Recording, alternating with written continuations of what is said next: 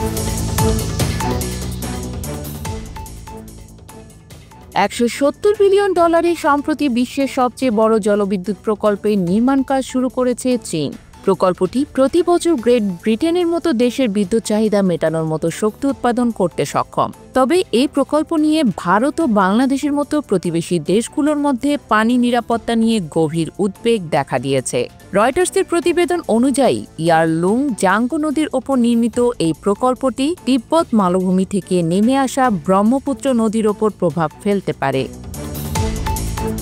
চীনের প্রধানমন্ত্রী লি কিয়াং গত সপ্তাহের শেষে ঘোষণা করেন, তিব্বত মালভূমির পূর্ব প্রান্তে ইয়ারলুং জাংবো নদীর ওপর এই বিশাল জলবিদ্যুৎ প্রকল্পের নির্মাণ কাজ শুরু হয়েছে।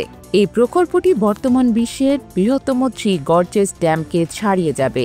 প্রতি বছর উৎপাদন করবে 300 বিলিয়ন কিলোওয়াট বিদ্যুৎ। প্রকল্পটিতে 50 কিলোমিটার দীর্ঘ একটি অংশে 5টি বাঁধ নির্মাণ করা হবে, যেখানে নদীটি তিব্বত মালভূমি থেকে 2000 মিটার নিচে নেমে আসে।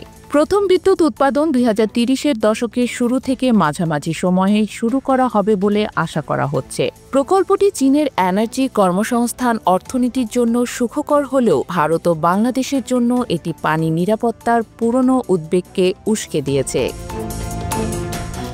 বাঁধের কারণে নিম্নাঞ্চলে পলির প্রবাহ কমে যাবে। ভারত ও চীন 60-এর দশকে এই অঞ্চলে একটি সীমান্তে যুদ্ধে লিপ্ত হয়েছিল। ভবিষ্যৎ সংঘাতে বেইজিং পানি বন্ধ করে দেওয়ায় হাতিয়ার হিসেবে বাঁধটি ব্যবহার করতে পারে বলেও আশঙ্কা করা হচ্ছে। মঙ্গলবার চীনের পররাষ্ট্র মন্ত্রণালয় জানিয়েছে, ইয়ারলুং জাংবো জলবিদ্যুৎ প্রকল্পটি চীনের সার্বভৌম বিষয়ের মধ্যে পড়ে এবং এটি এনার্জি সরবরাহ এবং বন্যা প্রতিরোধে সহায়তা করবে। তাদের দাবি, এটি একটি রান অফ দ্য রিভার প্রকল্প, যার মানে পানি ব্রহ্মপুত্রের স্বাভাবিক প্রবাহে বাধা দেবে না। চীনের পররাষ্ট্র মন্ত্রণালয় দাবি করেছে, তারা নিম্নাঞ্চলের দেশগুলোর সঙ্গে পানি তথ্য এবং দুর্যোগ প্রতিরোধে সহযোগিতা করছে। তবে ভারত ও বাংলাদেশ এখনও স্পষ্ট তথ্যের অপেক্ষায়।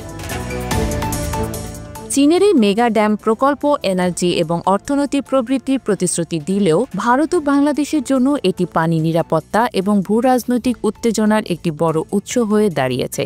পাশাপাশি তিব্বতের পরিবেশ এবং স্থানীয় সম্প্রদায়ের ওপর এর প্রভাব নিয়েও উদ্বেগ বাড়ছে।